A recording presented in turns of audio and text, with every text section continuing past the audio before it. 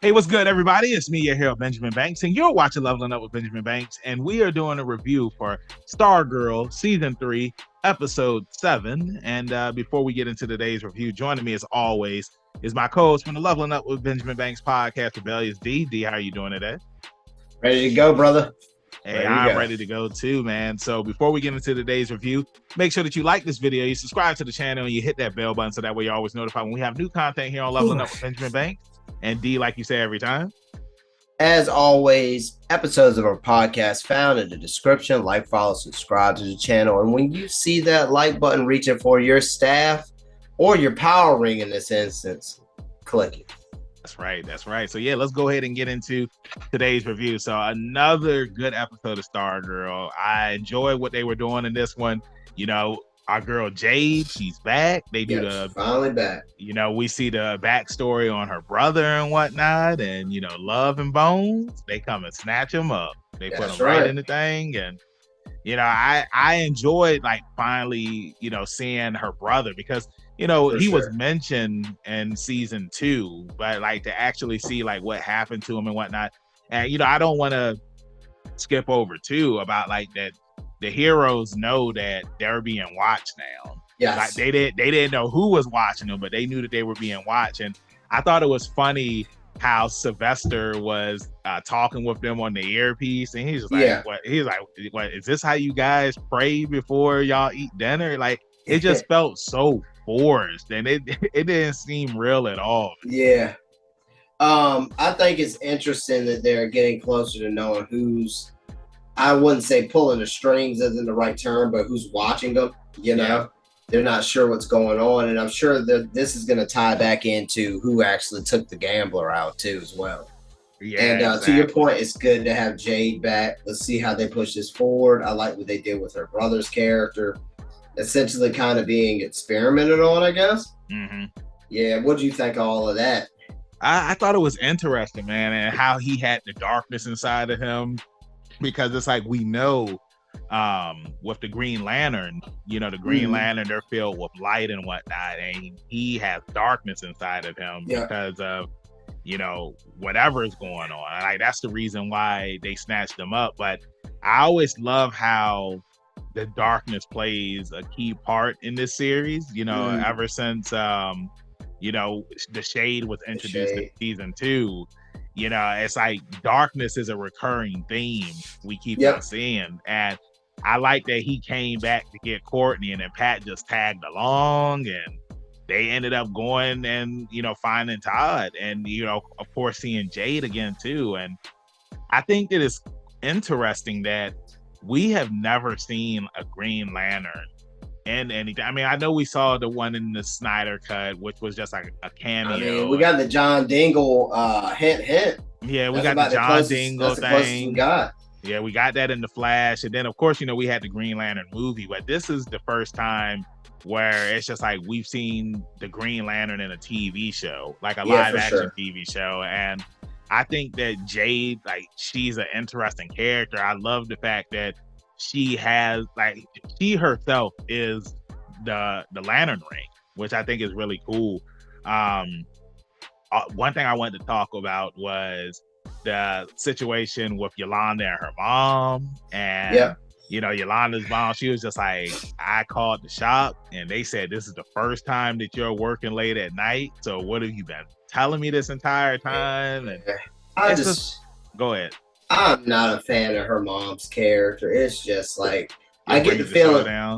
No, I just get the feeling something's gonna happen to her, or something's gonna happen to Yolanda. I mean, around the time that she makes the big reveal, like, hey, I'm a hero, or something's just gonna flat out happen to her. I just feel that way about her. She's always negative. She's always, it leads me to believe something might happen to Yolanda, where she just not dies, but gets gravely wounded. And it's like, what have I done? That's my girl. You know, one of those scenarios. Because she's constantly like just hammering her, even after knowing that the stuff that was said about her wasn't true. Yeah, it's just they're still like going at it, you know, and it's just crazy. What do you think? Exactly. Yeah, I mean, I understand because she told her mom that she was old enough now to be trusted and whatnot. And it's funny her saying that, but it's just like you gotta remember, it's just like, yeah, they're still in high school. But it's like I understand why her mom feels the way that she does. We really haven't seen Yolanda's family since the first season. We've really only just seen her mom. But I think that what's going to happen, and I've said this before, is that her mom is going to have that turnaround once she finds out that Yolanda is the Black Cat. And I mean, we're going to see Wildcat. I said Black Cat. I'm so sorry. Yeah, that she's Wildcat. And when that time does come, you know, hopefully her mom will finally respect her, because at the end of the day, she was tricked. You know, and like that's the reason why she doesn't like Cindy, because you know Henry set it all up, but Henry was only doing it because of Cindy. And you know, now, do you think? Question: while we're here, do you think it's going to be a thing like Cindy comes to prove Yolanda, like saves Yolanda in her mother's eyes, like, hey, it was me, I'm the one that started this stuff, and apologizes, interesting, and that could be the way that they kind of, you know, break bread with one another? I think that would be a good way to. Or do you think it's going to be a situation where mom's in danger and Yolanda has to use her powers or suit to protect her mom?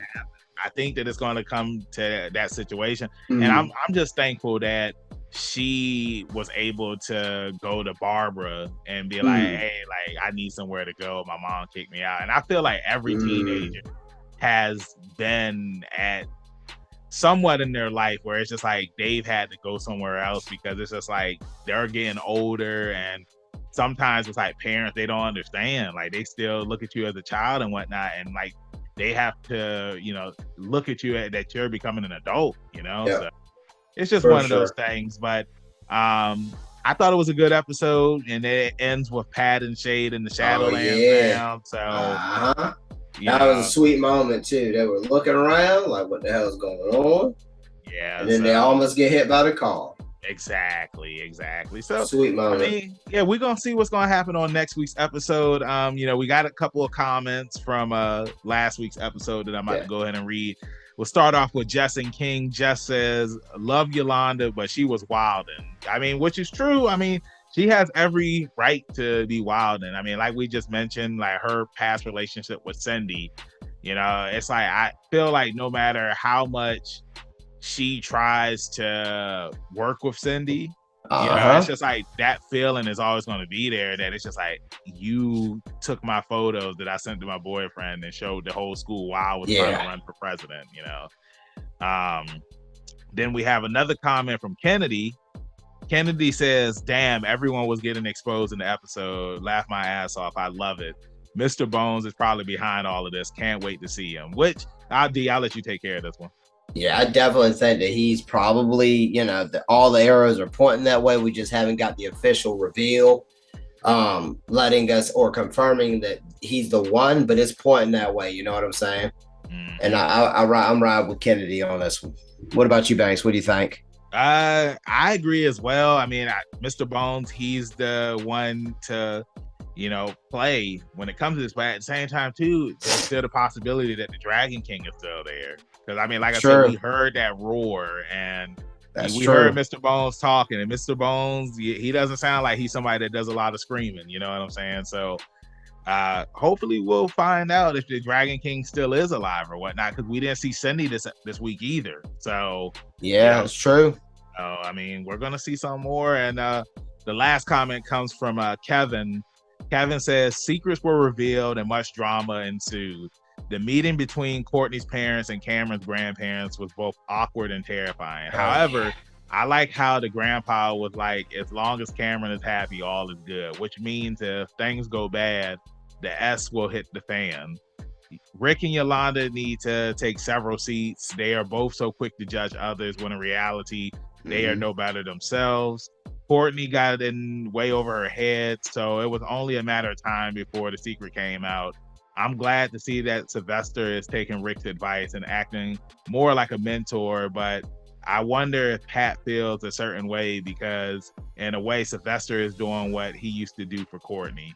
And then Kevin gave it a 10 out of 10.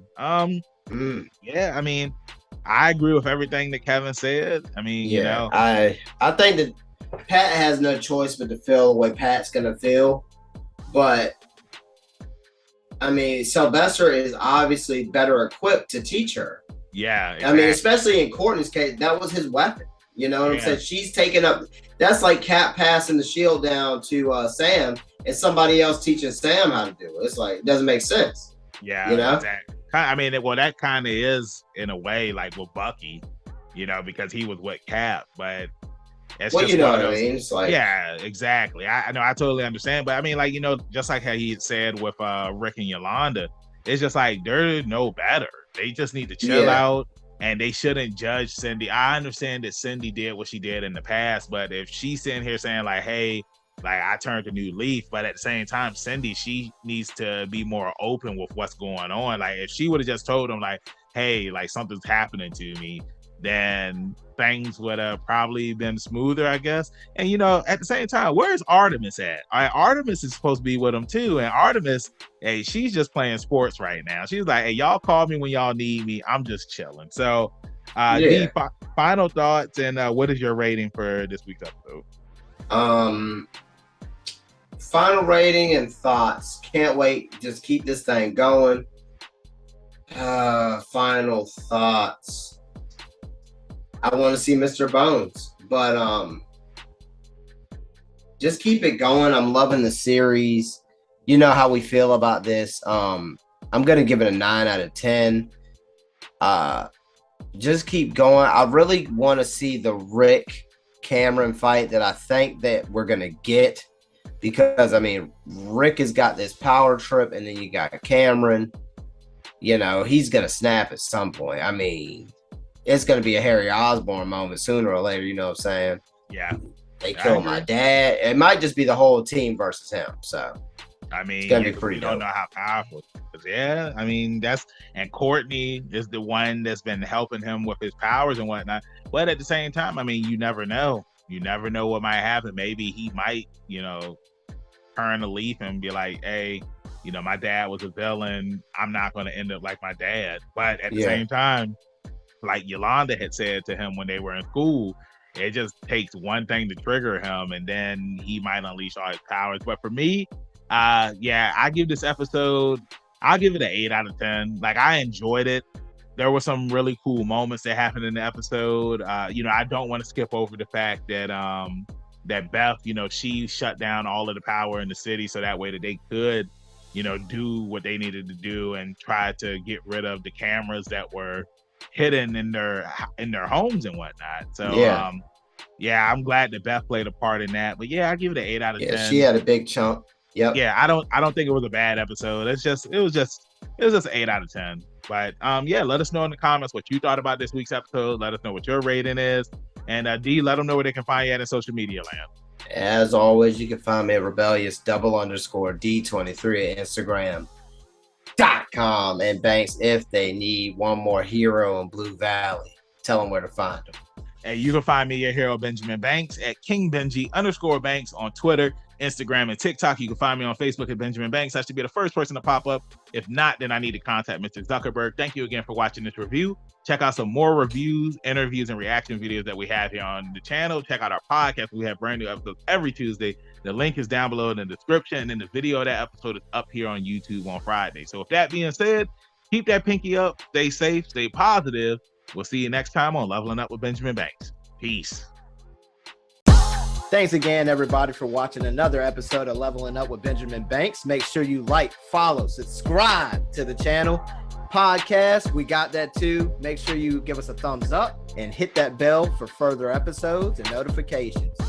Thanks a lot to our patrons. And if you don't mind, join the Patreon. We'll be having new specials coming up soon.